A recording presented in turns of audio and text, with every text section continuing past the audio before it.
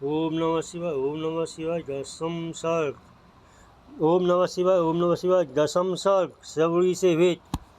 श्री महादेव जी बोले, हे पार्वती, भगवान राम से बल पाता उसके परम धाम तो जाते हुए उस गंधर्व ने कहा, हे रघुनंदन, सामने वाले आश्रम में सबरी रहती है। वह आते चरण कमलों में अति अनुराग रत्निकरण भक्ति मार्ग में कुशल है। हे महाभाग, आप वहाँ पधारिए। वे आप तो सीता जी के संबंध में सब बातें बता दे रही। जैसा रहता वह एक सूर्य समान तेजस्वी विमान पर चल रहा है, विष्णु लोक को चला गया। सच है, राम नाम स्मरण का फल ऐसा ही है। धरंधा सिंह विराट आदि से दूषित उस घोर वन को छोड़कर श्री रूणा जी धीरे धीरे सबरी के आश्रम पर पहुँचे। लक्ष्मण से श्री रामचंद्र जी तो समीप पाते थे। सबरी अत्यंत हर्ष से उठ खड़ी हुई, उसके नेत्रों में आनंद आंसू भर आए। वह भगवान राम के चरणों में गिर पड़ी तथा उनका स्वागत कर कुशल प्रसन्न आदि के अनंतर उन्हें सुंदर आसन बैठाया। तदंतर भक्ति से श्री राम लक्ष्मण के चरण अच्छी तरह धोए उस चरणों दत्त अपने अंगों पर श्रद्धा एवं ठोटा आदि विविध सामग्रियों से राम और लक्ष्मण का विधिवत पूजन कर जो अमृत के समान दिव्य फल उसने रामचंद्र जी की छठी करते भी हर्ष से लाकर भक्तिपूर्वक उन्हें दिए और उनके चरण कमलों का चंदन युक्त सुगंधित पुष्पों से पूजन किया। इस पर तीर्थी सस्ता हो जाने पर श्री रामचंद्र जी लक्ष्मण से सहित आसन पर विराजमान थे। सबरी ने भट्टी हुआ हाथ जोड़ रखा, हे रोषज, इस आश्रम में पहले मेरे गुरु महर्षि मतंड रहा करते थे। मैं उनकी सेवा सुसर करती हुई माँ हजारों वर्षों से रहती हूँ। अब वे महर्षि श्रेष्ठ ब्रह्म लोक को चले गए। इतने जाने हम उन्होंने मुझसे कहा था कि एकाचित होकर ही है। सनातन परमात्मा रासवरों मानने वाला शिवरी ऐसा करेंगे। राजा दशरथ के रूप पुत्र राम रूप से अवतार लिया। वे से भी यहाँ आए। तू एकाचित से उनका ध्यान डालती रहे। यहाँ है आज तक भगवान राम जी चित्रकूट पर्वतीय आश्रम में विराजमान। जब तक वे आवे तब तक तू अपने शरीर का पालन कर। भ्रूनाथ जी आने पर उनका दर्शन डालते हुए इस शरीर को जलाकर तू अपनी उनके परम धाम में चली जाएगी। हे राम, गुरु जी के रत्नासन मैं तभी से केवल आपका ध्यान डालती हुई आपकी आने की बात देख रही थी। आज गुरु जी का वाक्य सफल हो गया। हे राम, आपके दर्शन तो मेरे गुरुदेव को भी नहीं हुआ। फिर हे अपरमी आत्मन, मैं तो नीच जाति से उत्पन्न हुई एक गवार नारी हूँ। मेरी तो बात ही क्या है। जो आपके दासों के दास, उनके भी जो उत्तरोत्तर से तो दासानुदास हैं। मैं तो उनकी दासी होने की भी अधिकारी नहीं हूँ। फिर सच आपकी दासी कहलाने का तो मेरा मुँह ही कहाँ है। हे राम, आप तो मन या वाणी के विषय नहीं है। फिर न जाने आज मुझे आपका दर्शन कैसे हो गया। हे देवेश्वर, मैं आपकी स्तुति करना नहीं जानती। अब मैं क्या करूं। प्रभु, आप मुझसे भी अपनी दयालुता से मुझ पर प्रसन्न होइए। श्री रामचंद्र जी बोले, पुरुष तत्व, स्त्री तत्व, भेद अथवा जाति, नाम और आश्रम में कोई भी मेरे भजन के कारण नहीं है। उनका कारण तो एकमात्र मेरी भक्ति है, जो मेरी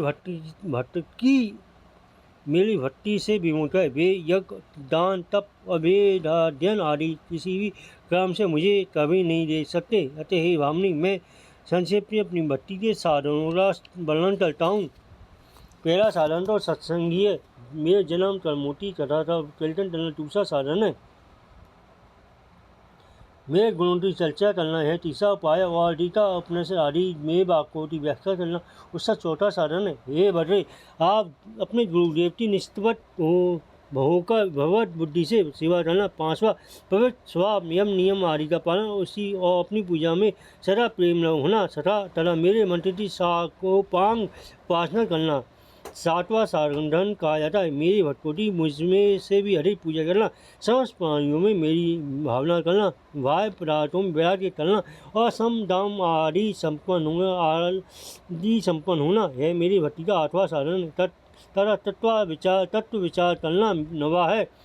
हे भामिनी, इस प्रकार है नवा पदार्थी भक्ति है। शुभ लक्षण, जिस किसी से ये साधन होते वे वह स्त्री पुरुष अथवा पशु पक्षी आयु कोई भी क्यों ना हो, उसमें प्रेम लक्षणा भक्ति का आविर्भाव हो ही जाता। भक्ति के उत्पन्न होने मात्र से ही मेरे सत्रूप का अनुभव हो जाता और जिसे मेरा अनुभव हो जाता उसी जन्म में निसंदेह मुक्ति हो जाती। अतः यह सिद्ध हुआ कि मोक्षता भक्ति है। भक्ति से युक्त तीनों साधनों में से जिसमें पहला साधन होता उसमें क्रम से ये सभी आ जाते। तब फिर उसे भट्टी कला मुट्ठीदार प्राप्त होना निश्चय ही है। तू मेरी भट्टी से युक्त से मैं तेरे पास आऊँ, अब मेरा दर्शन होने से तेरी मुक्ति हो जाएगी, इसमें संदेह नहीं। यदि तुझे बताओ तो बता, इस समय कमल लोचना सीता कहाँ है? मेरी प्रिय दर्शन प्रियारो कौन ले दिया है? सबरी बड़ी हे देव, ये सर्वज्ञ सर्वभावन आप सभी तो जानते, तथापि वो लोकाचार का अनुसरण करते।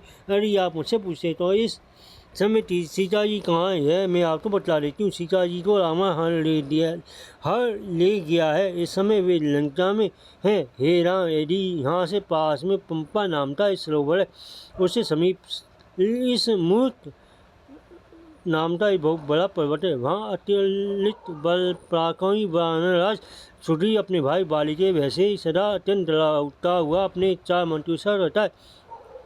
ऋषि साहब के वैसे वह स्थान बाली के सर्वथा अगम्य है। हे बहू, आप वहाँ जाइए और सुग्रीव से मित्रता कीजिए, वह आता सब कार्य सिद्ध करे। हे रघुनंदन, अब मैं अपने सामने अग्नि में प्रवेश करूँ। हे राजेश्वर, हे भगवान, हे राम, जब तक मैं अपने शरीर को जलाकर आप विष्णु भगवान के परम धाम को जाऊँ, तब तक आप एक मुहूर्त यहाँ और ठहरिए। श्री रामचंद्र जी इस बार संभाषण करने से अनंतर सबरी ने अग्नि में प्रवेश किया। समस्त अविद्याजन्य बंधनों को नष्ट कर भगवान राम की कृपा से अति दुर्लभ मोक्ष पद प्राप्त किया।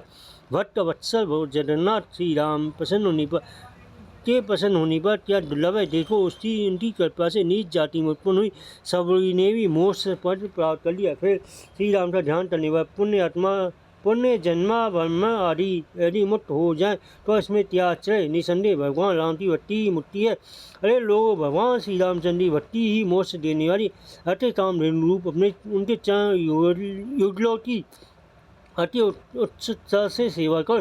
हे बुद्धिमान लोगों, इस विविध ज्ञान वार्ताओं और मंत्र विस्तार तो अनंत दूर अलग रखकर तुरंत ही श्री संकल्प हृदय धाम में शोभा पाने वाले श्याम सही भगवान राम का अत्यंत भजन करो।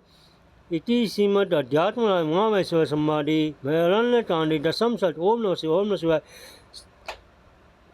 समाप्तम अरण्यकांडम। ओम नमः शिवाय, ओम नमः शिवाय, ओम नमः शिवाय, ओम नमः शिवाय, ओम नमः शिवाय, ओम नमः शिवाय, ओम नमः शिवाय, ओम नमः शिवाय, ओम नमः शिवाय।